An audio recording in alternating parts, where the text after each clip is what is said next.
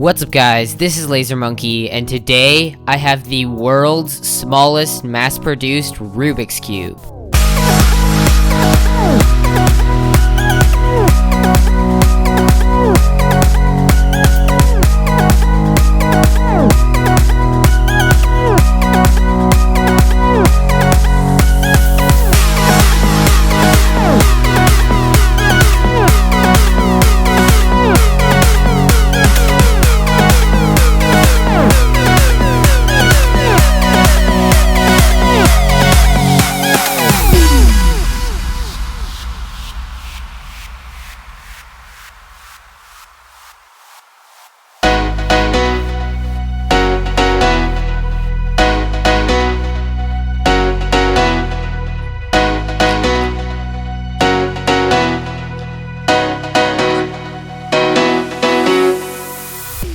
I've been blown away by the performance on this cube.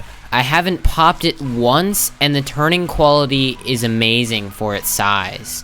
Overall, the stability and turning quality make this an awesome cube.